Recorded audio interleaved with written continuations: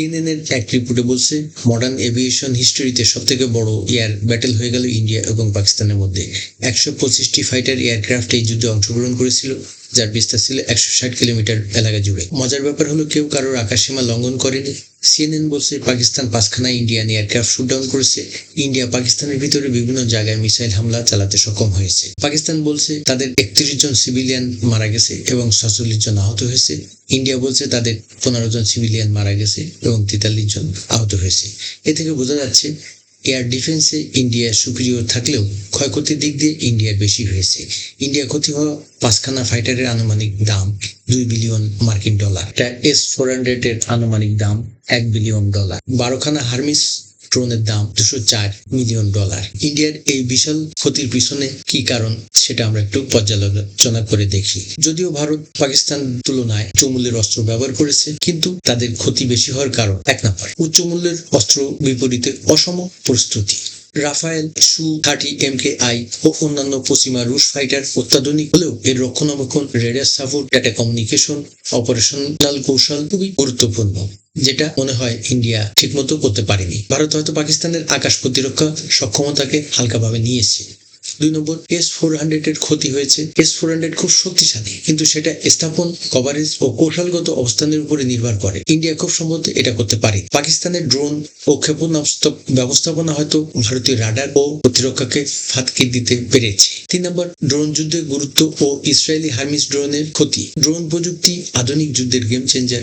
Hermes drone electronics ও নজরদারি নির্ভর, কিন্তু পাকিস্তান হয়তো এগুলোর বিরুদ্ধে উন্নত জ্যামিং বা লো টেক হাই ইফেক্ট অস্ত্র ব্যবহার করেছে, যেগুলো তারা সাফল্য পেয়েছে। পাকিস্তানের সাফল্যের পিছনে কয়েকটি কারণ: কম দামে প্রযুক্তি কিন্তু কৌশলগত ব্যবহারের দক্ষতা। JF-17 যেটা চীন এবং পাকিস্তানের যৌথভাবে তৈরি এয়ারক্রাফট, তুলনামূলকভাবে সস্তা, কিন্তু BVR ব্যান্ড ভিজুয়াল রেঞ্জ ক্ষেপণাস্ত্র যেমন PL-12 PL-15 ব্যবহার করতে পারে। চেংডু PL-12 বা PL-15 ক্ষেপণাস্ত্র ভারতের অধিক দামি ফাইটারকে চ্যালেঞ্জ করতে পেরেছে এবং কুপকাত করে ফেলতে পেরেছে। 2 নম্বর, ট্রেনিং ও কৌশল। পাকিস্তান নিয়মিত যুদ্ধ মহড়ায় চীন, তুরস্কের সাথে অংশ নেয়, যা বাস্তব যুদ্ধের প্রস্তুতির জন্য কার্যকর। ড্রোন ব্যবহারে তাদের কৌশল, বিশেষ করে টার্কিশ বা একটা TB2 এর মতো ড্রোনের ব্যবহার লিবিয়া, আজারবাইজান ও ইউক্রেনে কার্যকর প্রমাণ পাওয়া গেছে। 3 নম্বর, অসামান্য ডিফেন্স কস্ট অ্যাডভান্টেজ। পাকিস্তান কম খরচে আধুনিক প্রযুক্তি অস্ত্র কিনে তা কার্যকরভাবে ব্যবহার করতে পারছে। উদাহরণ, চীনের ড্রোন, BVR ক্ষেপণাস্ত্র, AEW&C airborne early warning and control ব্যবস্থা, এগুলোর খুব সুন্দর সমন্বয় তারা করতে পেরেছে। চীন এখন অস্ত্রবাজারে রাশিয়ার বিকল্প হয়ে উঠেছে। আফ্রিকা, মধ্যপ্রাচ্য, দক্ষিণ এশিয়া, এমনকি ইউরোপের ছোট কিছু রাষ্ট্র চীনের অস্ত্র নিতে আগ্রহী, কারণ তারা ড্রোন প্রযুক্তি, জেট ফাইটার, AWEC রাডার, ক্ষেপণাস্ত্র ব্যবস্থা ইত্যাদি খুব উন্নত মানে করতে পেরেছে।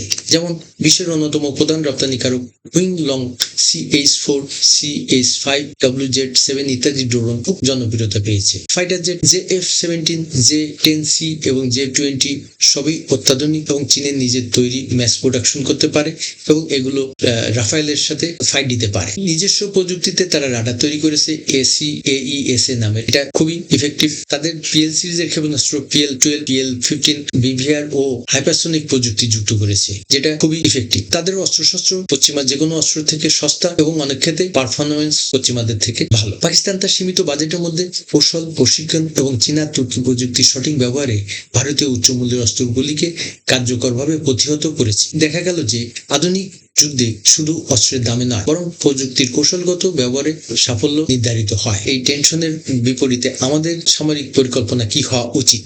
1 নম্বর, নিরাপত্তা, সীমান্ত নিরাপত্তা ও সার্ভেলেন্স জোরদার করতে হবে। পাক ভারত যুদ্ধ হলে সীমান্তে অস্থিরতা বাড়ে, বিশেষ করে উত্তর ও পশ্চিম সীমান্তে। বিজিবি, কোস্টগার্ড ও রাডার সার্ভেলেন্স প্রযুক্তি বাড়িয়ে সীমান্তে নজরদারি জোরদার করতে হবে। অনুপ্রবেশ, চোরাচালান ও শরণার্থী সংকট মোকাবেলায় র্যাপিড রেসপন্স ফোর্স গঠন করতে হবে। 2 নম্বর, আকাশ প্রতিরক্ষা, এয়ার ডিফেন্স সিস্টেমকে উন্নয়ন করতে হবে।